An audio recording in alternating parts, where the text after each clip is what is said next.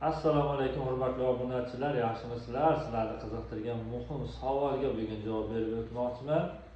Ya'ni Rossiyada, Turkiyada, shunga o'xshagan davlatlardan deport, zapret bo'lib qolgan fuqarolar ism familiyasini alishtirib borsa, chegaradan o'tib keta oladimi, yo'qmi degan savolga javob bermoqchiman. Bu usul oldinlari 2020-yillarda juda ham foyda bergan.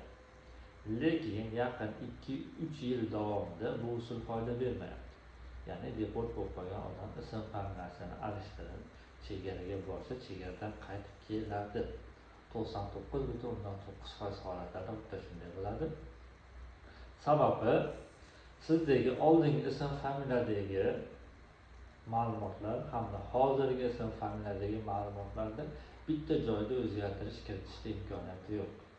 Ya'ni oldingi pasportingiz bilan hozirgi pasportingizdagi bitta ma'lumotlar umuman o'zgarmaydi. Mana shuni hisobiga sizlar yangi ism familiya bilan Rossiya chegarasiga borganinglarda o'sha o'zgarmagan ma'lumot orqali sizlarni oldingi ism familiyalarni topib oladi va sizlarni orqaga qaytarib oladi. Mana shu ma'lumot, ya'ni pasportdagi qaysi ma'lumot o'zgarmaydi? Kommentariyada o'z fikrlaringizni bildiringlar va natijada mana savolingizlarga javob oldinglar.